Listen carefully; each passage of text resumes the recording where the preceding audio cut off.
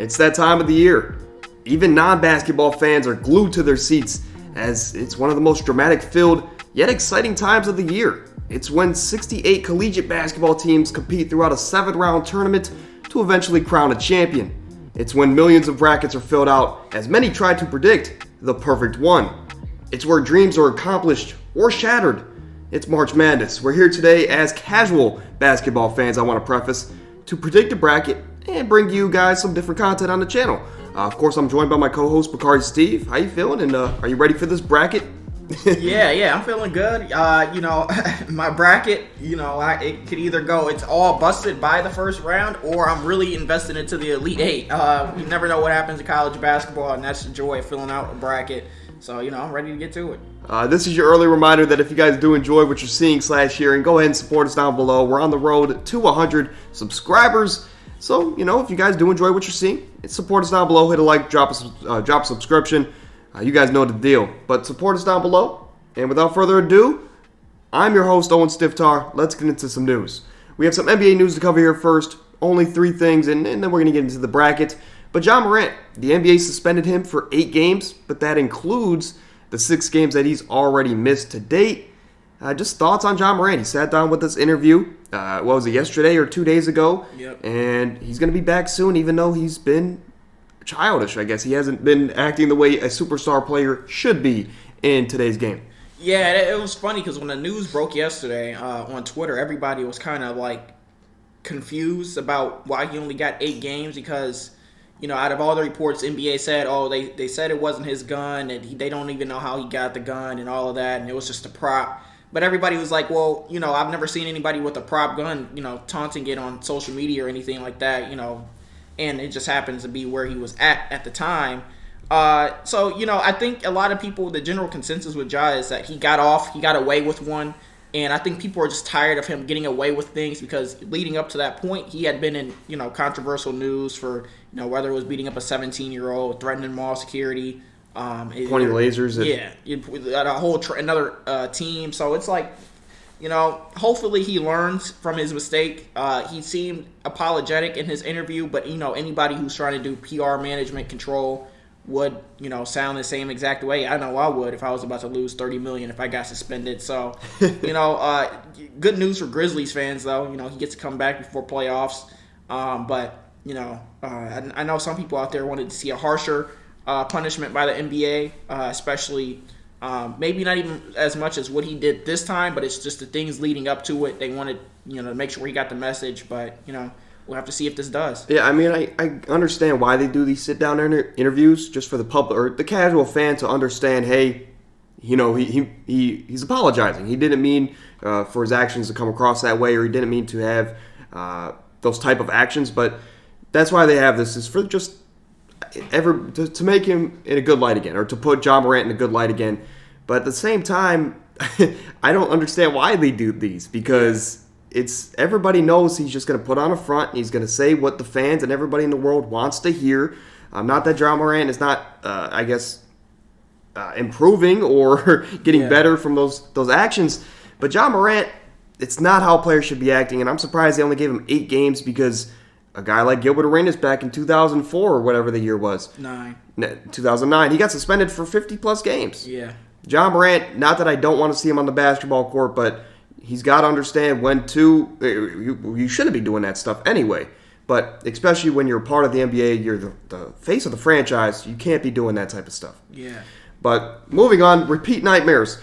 So basically here, the Golden State Warriors, they're 7-27 on the road this season. Yeah. We know they won the championship last year. Last year they came in with a chip on their shoulder. They had to prove they could win it without Kevin Durant, and they did just that. This season, Steph Curry's missed some time. Klay Thompson missed some time, and he's been on and off with the back-to-backs, but he's starting to pick it up. Draymond's missed some time. Wiggins is currently out with some personal issues there. But overall, this team is 7-27 on the road.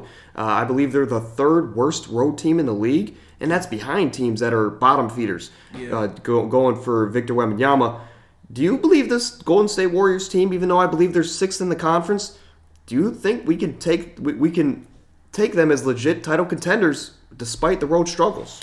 I think we can. Like you mentioned, there's been things happening with them, whether it's Clay not playing a single back-to-back this season, or really since he's been back. Whether it's Clay getting missing time with two significant injuries Steph missing time with two injuries this year, or Wiggins missing a lot of time now due to his personal reasons. They've kind of had a revolving door with the rotation. They had to let go of like James Wiseman because he didn't fit the system. They were trying to kind of figure out how to fit. He's playing better in Detroit. Yeah, and they're just trying to figure out different pieces that fit, which is always hard after a championship run when you lose guys like Gary Payton II and bring in guys like Dante DiVincenzo. But I think I do believe, especially if Wiggins can come back for the playoffs, that they should be fine. Wiggins is a little bit more consistent than Jordan Poole is. It gives them another two-way threat. However, if Andrew Wiggins is unable to come back, then that's when you might be able to start questioning it. But whenever you have a core of Steph, Clay, and Dre, you're never out of it. Even though they're 7-27, I'd hate to play them. Nobody wants to for them to come and play like the Cavs in the playoffs or something in Cleveland. Yeah. I mean, basically, I'll put it this way. We know this is probably the last dance, I guess, quote unquote, with this Curry, Clay, and Dre trio. Without a doubt, arguably the most accomplished trio in NBA history. Unless you're talking about the Bill Russell, Bob Cousy, and Sam Jones days. But the Warriors trio, nobody wants to play them. We know how dangerous they can be, and I think when it comes to playoff time, they're going to be ready to go. Jordan Poole can move back to his normal six-man role that he was last season. And, with this season gaining, he's getting more trust from Steve Kerr in the offense. So he's only going to be more confident coming off the bench, just like Tyler Hero was in Miami's big run there in the bubble. But for Golden State, we know what they can do, and the way I look at it is if they're the road team in most of the playoff series, they only need to win one. Yeah. They only need to win one. They can win every series in 6 games, and they only need to win on the road one time.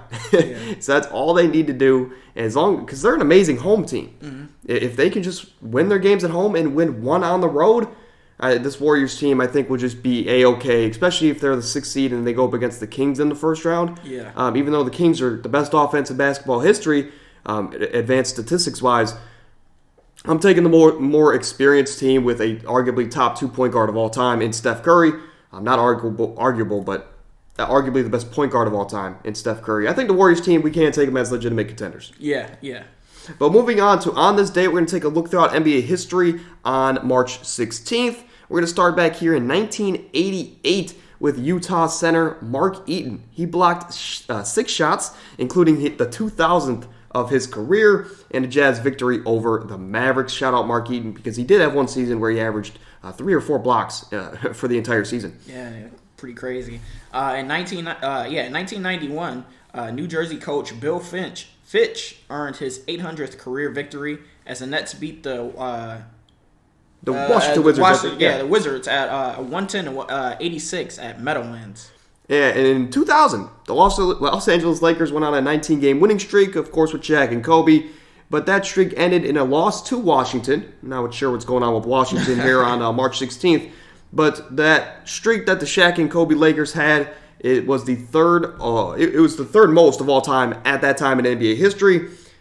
But, when you have arguably the best duo of all time, that stuff is expected to happen. Yeah, and in 2007, Kobe Bryant scored 65 points in a win over the Portland Trail Blazers. What more can you say about Kobe? He does it in his sleep. Arguably prime Kobe, that 06-07 range there for Kobe Bryant. Yeah. Rest in peace, Mamba. But in 2008, the Denver Nuggets, they blew out the Seattle Supersonics. They won 168-113, putting up the most points by an NBA team in 20 years to that point. And for that Nuggets team, they had 8 guys scoring double figures. I believe that was the Nuggets. That was one of the most fun Nuggets teams, where you had AI, JR, Melo, Kenyon Martin, I believe, may have been on that team. Yeah. Marcus Camby. That team was fun. And but no excuse. I don't care if KD was a rookie. I don't care if that Seattle team didn't have much there yet, but 168 points is insane for a game, especially in the early 2000s. But moving over here to our brackets. We're here. We're going to predict. We're going to bounce back and forth throughout the entire bracket. And Bakari, if you want to kick us off with your South region, again, I want to say this to you guys. We are casual college basketball fans, so we might just pick off jersey colors or one player that we know. Or, hey, maybe I like this school, they're going to make a deep run, or if we just got a feeling. So I just wanted to preface that. But Bakari, we're going to start in the South region here, round of 64. Go ahead and kick us off with your winners in the round of 64. Yeah, so for my South region, there wasn't anything spectacular happening. I didn't have any major upsets. As a casual, for most of these, I'm going to pick the higher seed or teams I know do well or typically do well in the tournament. So I started off. I had Alabama beating Texas A&M. I actually got a chance to watch Alabama 5 to 6 times this year. And I've kept up with Brandon Miller even before, the situation happened. And from the jump, he started off the season really, really good. And he's been the best college freshman by far. I know there are, prospects like Scoot Henderson in the G League and Victor Wembanyama over in France. But as far as college goes, Brandon Miller has definitely showed he's the best freshman. He's a 6'9", 6'10" wing who can score pretty much any shot that you need. Lethal shooter. Yeah. For going down the list, I had West Virginia actually beating Maryland. I picked this because I know Maryland's 5-4 versus the top 25 teams, but I don't know. I was just looking at it, and West Virginia does average 76 points a game, even though Maryland does have really good defense. I just have a feeling, it's a feeling. That's what I'm just going with. That's all you need. Yeah. I do have, moving down the list again, I do have San Diego State beating Charleston. San Diego State is 0-2 versus top 25 schools, but Charleston is only 0-1. When you look at who they're probably playing, Charleston puts up 81 points a game and only allows 64. Yeah, important. Mostly against their conference. Exactly, but San Diego State only gives up actually less points than Charleston does, but they only score 72. So I believe that San Diego State plays the better comp, and they'll be able to beat this Charleston team. It should be close, though. And then moving down, I have Virginia beating Furman. Virginia is 25-7. Furman is 27-7. But Virginia's been there and done it before. Mm-hmm. Their program speaks enough, so I believe Virginia should be able to get it done, especially in the opening round. I have NC State beating Creighton. NC State is 23-10, actually a better record than Creighton, and they're 2-2 versus top 25 schools, while Creighton is 5-7. Creighton does have more experience versus those powerhouses, but I believe that NC State should be able to pull it out. Once again, it's another one of those teams that they used to have storied runs, and they're used to being in the tournament. Not saying that Creighton isn't, but I believe that they should be able to pull that out, especially when you look at some of the more advanced stats. Just not to cut you off here, but I'm just going to say that a team here that you have losing on this left side of the bracket, I do have going relatively far. So that's going to be a big difference in our brackets. But I digress. I'll let you get back to it as Baylor and UCSB. I can imagine where you're going. Yeah, I'm going Baylor. Baylor is only 5-5 versus top 25, but compared to the 0-0 that UCSB is, I believe Baylor should definitely be able to get this done. Baylor's defense has been pretty good for their conference, and they're ranked 12th their BPI rank is 12th compared to UCSB's 124th. So yeah, Baylor should be able to move on to the round of 32. Yeah, Baylor's one of the more complete teams in this tournament. Yeah. I have Missouri beating USU. Missouri is actually 6-4 versus top 25 schools, so I believe when I look at top 25 schools because it just shows the level of competition and if how many times they've played them. I believe that you get used to it after a while. You get used to the high pressure environments, especially the bigger schools, especially in the SEC. Yeah, so I believe that those schools with especially more games and wins should be able to beat the first round opponent. So I have Missouri beating Utah State. And then I have Arizona beating Princeton. I don't think this one is really up. I mean, Princeton is 21-8, don't get me wrong. But, Arizona scores 83 points a game in their conference, and they only give up 71. Their rank is 10, or their BPI rank is 10th. I believe Arizona should be able to get that done. Yeah, Arizona's a lot of people's favorites in this tournament, or at least they're one of those two seeds that a lot of people do have eventually winning the tournament. We're going to have to see. But moving over to me, maybe I won't run through because you touched on a lot of things. I won't run through. I'll just read my winners off to you guys. I have Bama taking it in the first round. Brandon Miller. That's an amazing team. They might have 4 or 5 guys go pro this season. West Virginia. I have them taking down Maryland. The 8-9 matchups are always wishy-washy, 50-50. I'm taking West Virginia. San Diego State over Charleston. I wanted to pick Charleston. Charleston's one of the most favored 12-seed upsets that a lot of people are taking in this bracket. But give me San Diego State, high-powered offense. West Virginia, or not West Virginia, but Virginia is going to take down Furman, as Furman's another one of those lower seeds that a lot of people have maybe upsetting a higher seed. But I'm going to take Virginia here. Creighton is a team I really believe in. High-powered offense, shoots a bunch of threes, and they're going to take down NC State. I'm going to have Baylor, Utah State, and Arizona close out my South Region round of 64. Moving over to the East, unless you want to read through the matchups, I mean, you did a great job breaking those down, but you can read them through, or if you want to stop on one and break down more, go ahead. Yeah, so I had, hold on one second, let me go over here. Yeah, I mean, the bracket is, this is one of my most favorite times of the year. Yeah. Because for me, I keep up with the bigger names, and I keep up with, you see highlights here and there, or big comebacks, or big buzzer beaters. But March Madness is a time for me to learn a lot of these prospects, because I can't speak for you, but for me, since I don't watch all the big-time college basketball games, this is the tournament is the time for me to learn these players and see, for the NBA draft, maybe where these players should go, and if they're able to play in the NBA. Yeah. So in the East, I had Purdue beating. Who cares? Yeah, Purdue's beating whoever that is.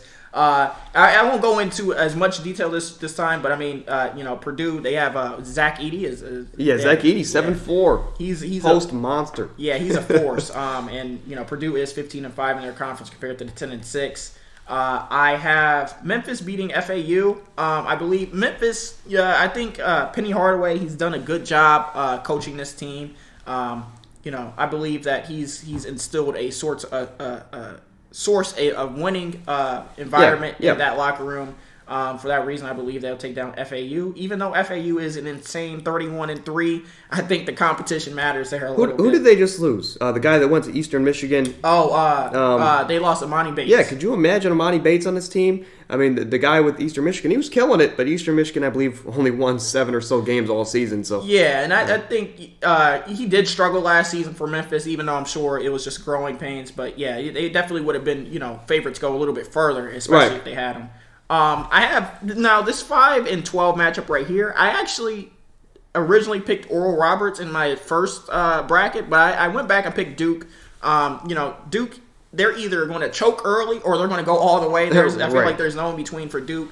I believe I have Duke going pretty far, so I believe Duke should beat Oral Roberts. But it was pretty interesting when you look at the stats. Oral Roberts, they're 18-0 in their conference compared to 14-6 for Duke, and they're 30-4. Oral Roberts is might be the best record in the tournament. FAU was 31-3, but 30-4 is insane. So this one was pretty close to me, but I still want to pick Duke. Hopefully they can get it through. I have Blue Devils. Yeah, I have Tennessee. I have them beating Louisiana. Nothing much more to say there. I have Kentucky beating Providence. Providence is a good squad. I like their team. Yeah, same record and everything. Providence is 3-5 versus the top 25 schools compared to the 2-4.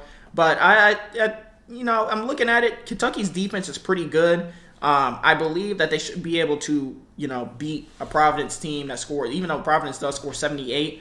Like I said, Kentucky's defense is pretty good, and their offense is pretty consistent. So I believe that should be there. I have Kansas State beating Montana State. If you haven't heard about Keontae George and what he's been able to do since his basketball turnaround, I think you should look into it. He's been really good. I have USC beating Michigan State. Keontae Johnson, you mean? Yeah, Keontae Johnson. I'm sorry. But I have USC beating Michigan State, which is actually the 10th seed. I believe USC should be able to get it done. They're 22-10. Michigan State is 19-12, but I don't know. This is just another one of those feeling picks. And then finally, I have Marquette beating Vermont. Marquette's been pretty good all season. They're 28-6. I believe they should be able to handle Vermont.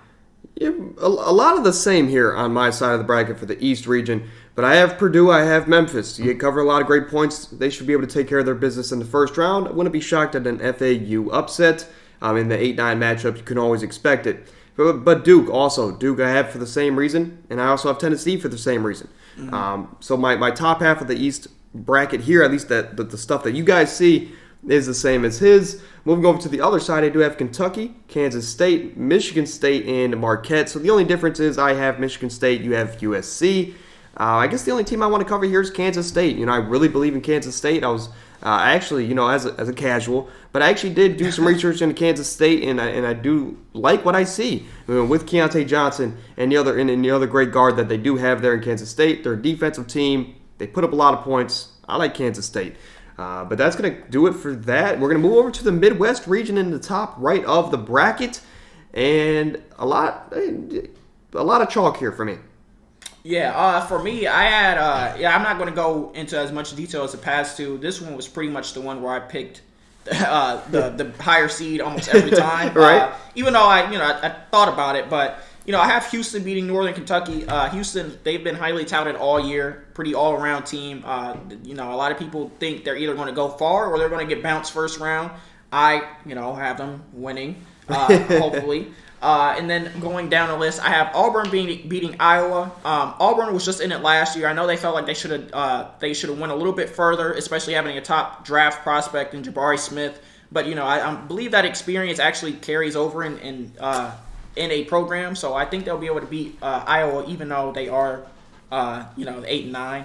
I have Miami. I'm high on Miami for whatever reason. Like if you look at my bracket, I have Miami going really far. But I believe Miami should beat Drake. Miami is 3-1 versus Miami is 3-1 versus top 25 schools, so they know how to get it done. And they're also 15-5 in their conference. So let's go Miami. I have Indiana beating Kent State. Kent State, I will say, they are actually a relatively good team. Weirdly enough, I've watched a lot of MAC basketball this season just because, there's a lot of betting going on in my house. But Kent State actually, I hate myself because I cannot think of the guy's name right now, but they have a guard, number 3. He's an amazing, there it is, Sincere Carey. Sincere Carey, he's the real deal. Again, as a casual college basketball fan, I still know ball, and Sincere Carey is actually someone to watch out for. They might not make it out the first round, but he's someone I am excited to see what he can do against Indiana. Yeah, and it should be a good game because they actually have a better record than Indiana. But the only reason I picked Indiana here, or one of the main reasons I picked Indiana here, is because when Kent State's played those top schools, they're 0-2. Indiana is 5-2, which I think is the best record versus top 25 schools, and them being a 4 seed themselves. That's no joke. So, moving down, I have Pittsburgh beating Iowa State. I actually just got a chance to watch Pittsburgh the other day. I can't remember who they were playing, but they looked really good, especially right ahead of the tournament. I wouldn't be surprised if they, even though they're 11 seed, if they go ahead and shock Iowa State. They are 14-6 in their conference. They've played a good amount of top 25 schools, even though Iowa State is 9-5 versus them. So, it should be an interesting game right there. And then I have Xavier beating Kennesaw State. That's the first time I've heard of that college, by the way, until the selection show the other day. Yeah, Xavier, they only give up 74 points a game and they score 81. Kennesaw, they play pretty good defense, but this is one of those things where it's you look into who they're playing during the regular season, because I've never even heard of that school. Like right. I have Texas A&M beating Penn State, and then I have Texas beating Colgate. I have Texas going pretty far as well, so I'm high on Texas. For me, pretty much, a lot of the same. I have Houston and Iowa, aside from Auburn. Auburn was one of those schools where, even though I'm a Gators fan, Auburn, I just seem to like Auburn. I don't know what it is. Maybe it's because Cam Newton went there, or maybe they did have Jabari Smith, but I've seemed to pick Auburn to go far in a lot of these years, and they always let me down. So this year I'm not going to make that mistake. I'm going to take Iowa to take on Houston. Drake I actually took because they are a team that I could pull up the numbers here, but they do average about 75 points a game. They play good defense. Sure, the level of competition is probably not up to par with the SEC and Miami here, but Drake, it's March Madness. That's why you pick the underdogs, the 5-12 seed. Give me Drake to move on. And they're going to take on Indiana, who I'm going to say squeaks out a win, maybe in overtime, against Kent State, which might sound crazy, right? Because it's Indiana, which is a known basketball school, compared to Kent State. But again, I believe in Sincere Carey. The pace of play that he is, he controls the offense. You could just tell offense and defense, the game's in his hands at all times. But Indiana's going to take a win in overtime. Iowa State taking out Pittsburgh. Xavier taking down Kennesaw State.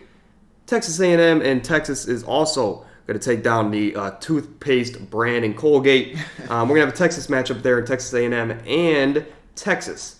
It's on to you to the West region to close out our round of 64.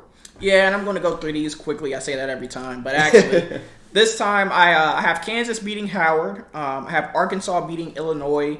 I actually have VCU beating St. Mary's. I don't know why. I made another bracket before this, and I actually had VCU going to like the Final Four for whatever reason, but I don't know if they're going that far this time around. But I do have VCU beating St. Mary's.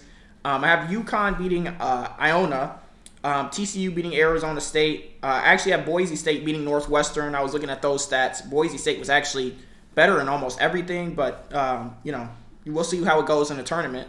And then UCLA is going to beat UNC Asheville. I will say that my dad read this stat out to me this morning, which is why I started to favor the 12 seeds a lot when I was doing my bracket. He said that the 5 seed is the highest seed to never win a national championship in March Madness. So like St. Mary's, the odds aren't in their favor, I guess, for this bracket here. But in the West region for me, Kansas, Illinois, high-powered offense, they're going to be fun to watch, I think, Illinois, because they do shoot a lot of threes. They're fun. They run in transition.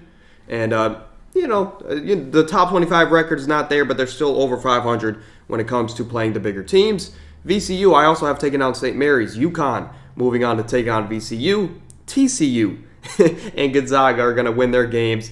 And Boise State and UCLA are going to meet in the round of 32. I believe a lot of our whole bracket is the same there, but I have Illinois and you have Arkansas. Mm-hmm. But moving over, I'm going to kick off here in the round of 32.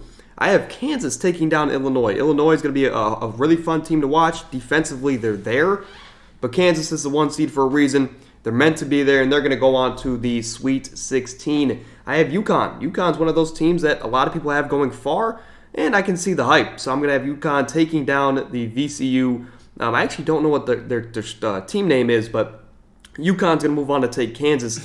And Gonzaga averages like 84 points a game. High-powered three-point shooting offense. Or not three-point shooting.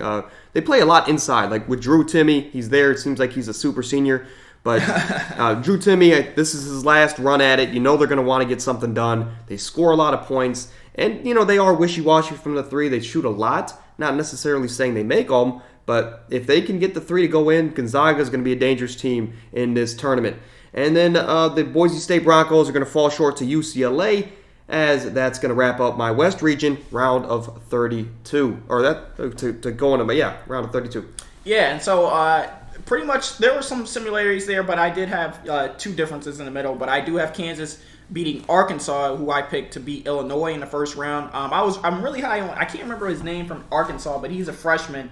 And I know he was a 5-star coming out of college. High school. He was really good. I can't remember his name off the top of my head, but I do have Kansas beating Malachi? Arkansas. It might be. I can't. Makai Mitchell? Ooh, might be that. Yeah.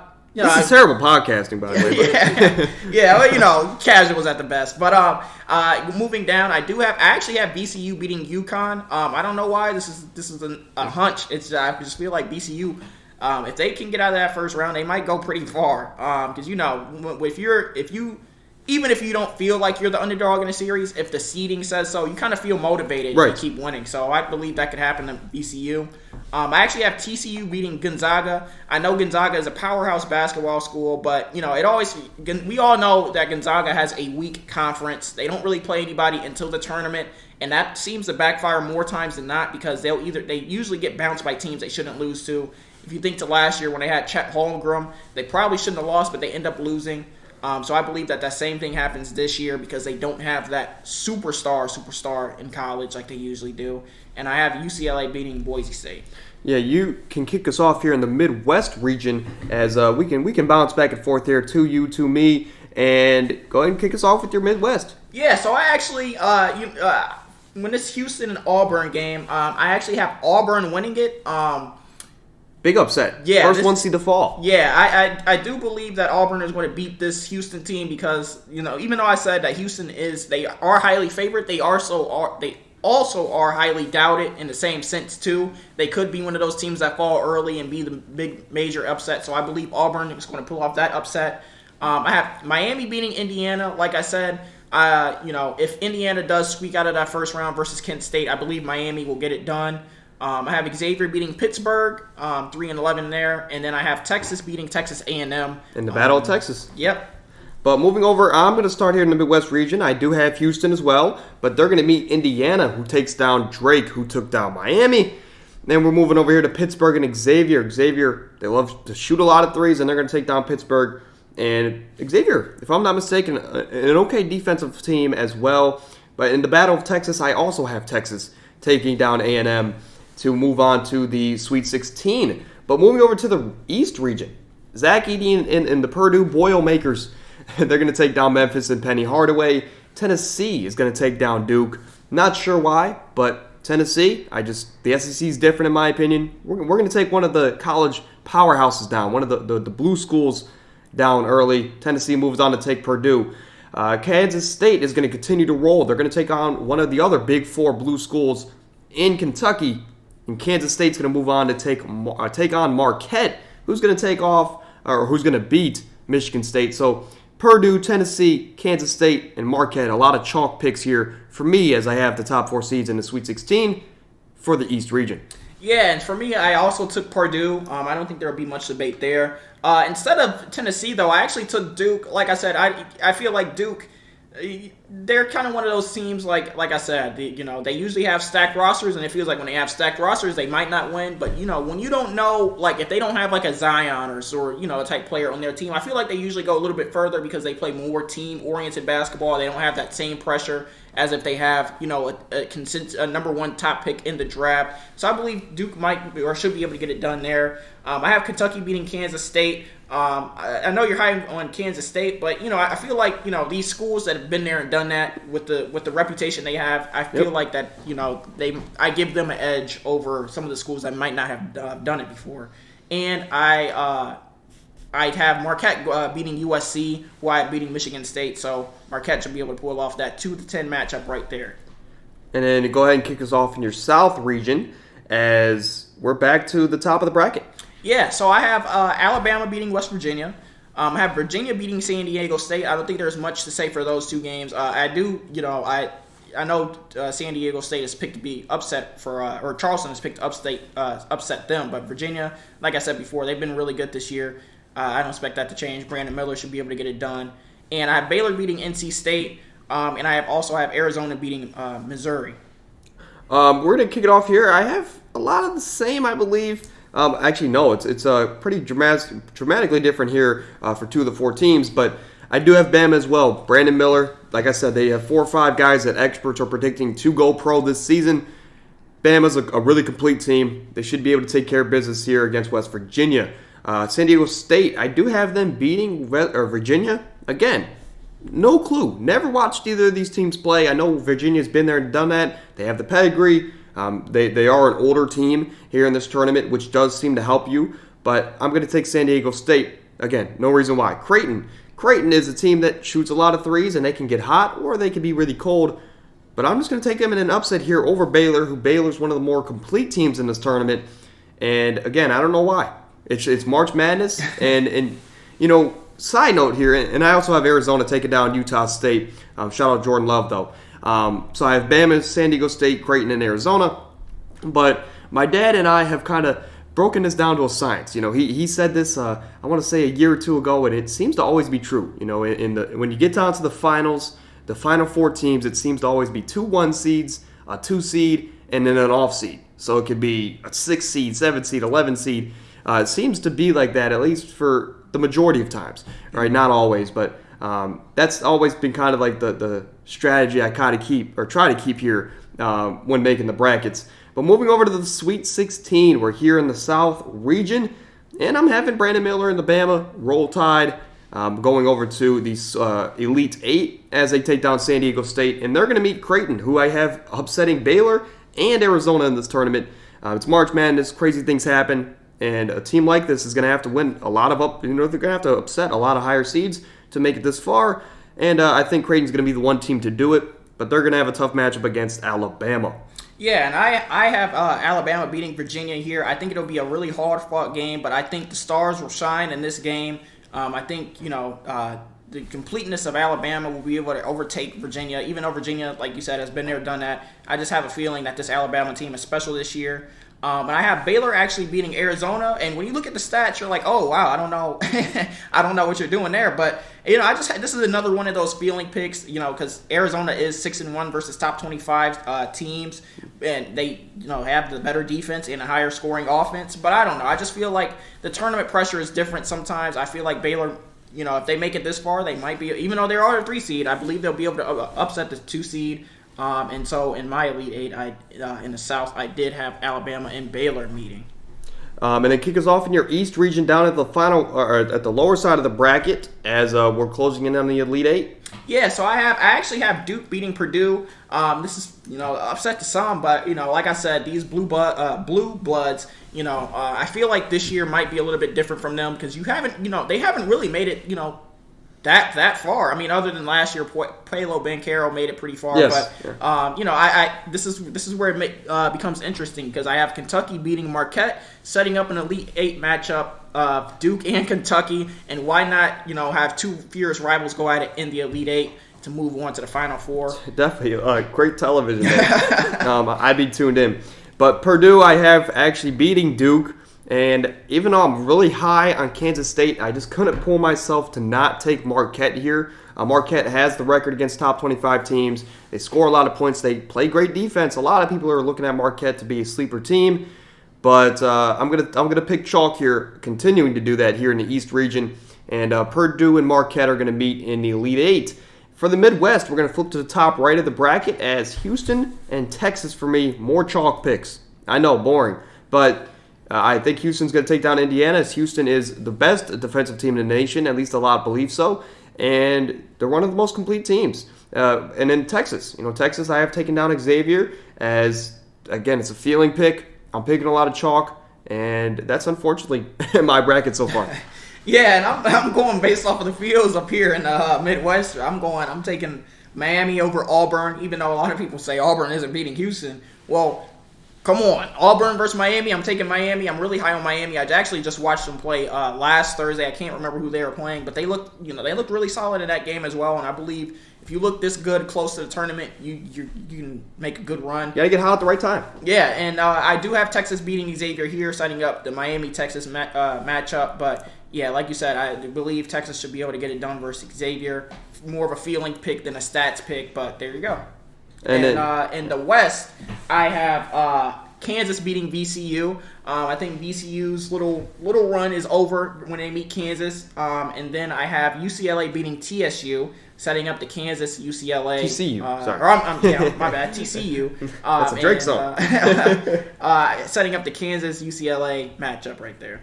Yeah, I mean, and then we move over to the West region to close off our Sweet 16. I do have UConn pulling off an upset against Kansas. Just a feeling pick. I believe Kansas is the better team. It's just March Madness. Crazy things can happen, and UConn's going to pull a buzzer beater out late. We'll say that. And then Gonzaga continues to roll for me as they take down the number 2 seed here in UCLA. I believe in this Gonzaga team. In March Madness games, when the game slows down, Gonzaga loves to play inside. They average a lot of points doing so, and they have Drew Timme, who, again, is a super senior. So they have the experience, they have the vets, they love to play inside, and that's going to do nothing but help them when the game goes to slow it down. Moving over to both of our Elite Eights. You'll see it on your screen now. And my Elite Eight, we're going to start here. I have Bama versus Creighton, Houston versus Texas, Purdue versus Marquette, and UConn versus Gonzaga.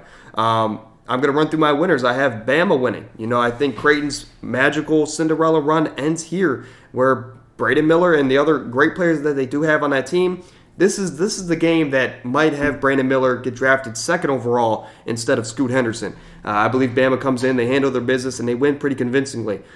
Houston. I have Houston beating Texas. Houston, like I said, they love to play defense, and they're a very complete team. So give me Houston over Texas to represent the Midwest, I believe. Purdue, they're going to fall to Marquette. Marquette does everything right. They have a great record against great opponents in the top 25.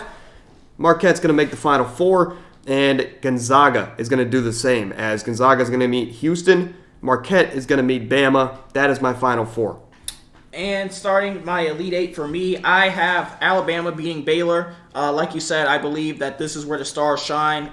Everybody, who's been riding with Alabama, who's been rolling with the tide, they're going to keep rolling, taking down Baylor here. I have Miami actually beating Texas. When I looked at it, Texas does have more wins versus those, or games played versus those top teams, and they have better defense. But I've been sticking with Miami. I'm telling you, I watched them. I want to say 3 or 4 times this year, and every time I watch them, they look pretty convincing to me. So hey, this is the tournament. This is where wild things can happen, and why not have a number 5 seed going to your Final Four? Over in the East and in West, I have Duke actually beating Kentucky. When I looked here, I just looked at Duke's defense. They are really, really good. They only give up 63, 64 points a game. And, they're better conference-wise and versus the top school. So I'm going to take Duke for that defense. And when the game is going to slow down, as we all know, especially in the Elite Eight. And I believe they'll be able to drag that win out.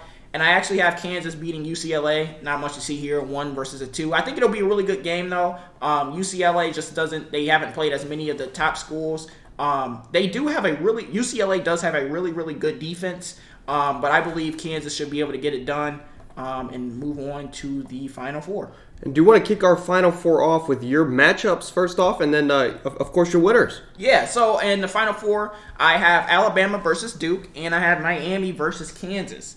And my winners here are, I believe Alabama beats Duke. I believe that Duke's defense isn't enough to stop star talent that Alabama has. When you look at it, Brandon Miller, I think especially in these, I know we talk about him a lot, but especially in these late rounds, it's not often that you see a 6'9", 6'10" wing who can pretty much score from anywhere in college.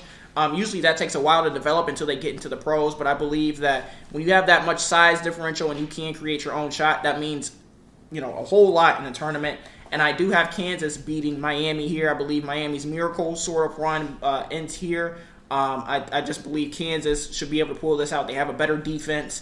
I do have Alabama and Kansas meeting in my national championship. Yeah.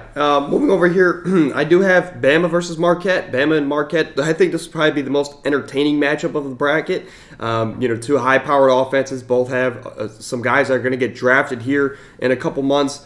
And I just think, again, it's going to be a classic. This might be the best game of the tournament to me. And Bama's going to take down Marquette in maybe in an overtime game, maybe a higher scoring late game shot. Brandon Miller takes over late, or Bama just pulls away late. But I think it would be a relatively high scoring game. Maybe mid to high 70s, get into the 80s maybe. But Bama's going to pull out one, and they're going to continue their run. They're going to go to my championship game, and they're going to take on Gonzaga. Gonzaga, it's going to set up a rematch between Alabama and Gonzaga. And Gonzaga beat Houston. They beat Houston early in the season. I think they can beat them again. And Gonzaga, again, when the game slows down, you need to get some buckets inside. Gonzaga does just that. They average 88 points a game or something like that. And they're going to go to the championship game against Brandon Miller and that talented Bama team. Mm-hmm. But my winner here, we have Bama, we have Gonzaga. Gonzaga, Drew Timme wants one. He wants one of those national championships. But I think the stars are going to shine. This is a cardinal rule that I always set for myself. At least last year I set it for myself. Back when Zion and R.J. Barrett and Cam Reddish were playing for Duke, I picked them, and they lost. And last year I picked Jabari Smith because I love Jabari Smith. It's one of those things where every single year, or UCLA when they had Lonzo Ball, I pick teams that I think are going to win based off their star player. And I told myself I was never going to do that again. but here I am. Brandon Miller. Again, I think in that Elite Eight or Final Four, he can prove why he could be the number 2 pick over Scoot Henderson. No shade to Scoot, but if he can't do it then, he needs to do it here.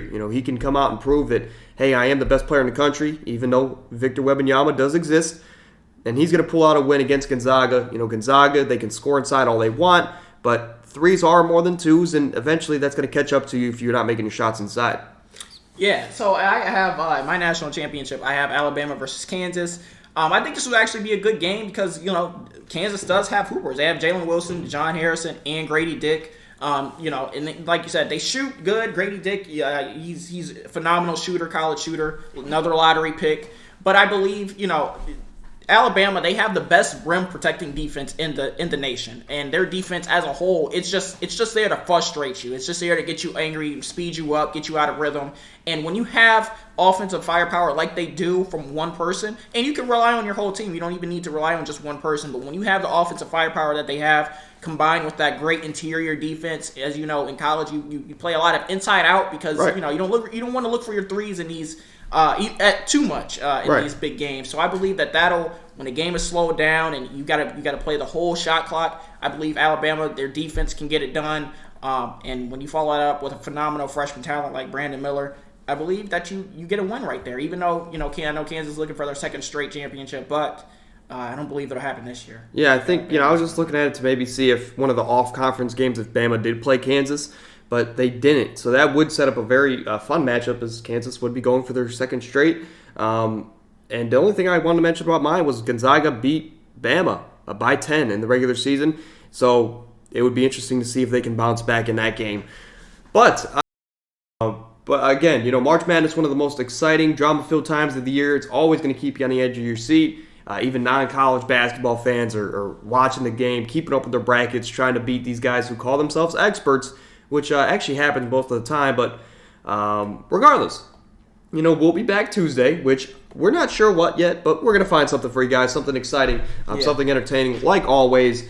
But until Tuesday, continue to support us down below. Hit the like, drop a subscribe to us because we are closing in on 100 subscribers, and that would just be one of our first milestones to hit. So we're very excited, and we're very, very grateful for any support you do give us as fans.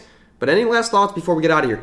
Yeah, and like we preferenced before, these were casual picks. I upset any huge university fans out there, I'm sorry. I'm just going off of what the stats were telling me and what my gut was telling me. But like you said, we just want to keep up the support. We love you guys. 100 subscribers is a huge milestone for any channel, and we're almost there. So if we could just get there, that'll mean so much to us. But that's going to do it. Like I said, we're going to be back Tuesday, noon or 1 o'clock, like normal. Go ahead and, actually, it's going to be on your screen now. Go ahead and follow the Instagram account as we're going to be posting there at least some of the bigger stuff as we move forward. But until Tuesday, stay happy, stay healthy, enjoy your guys' weekend, enjoy some college basketball. We're out.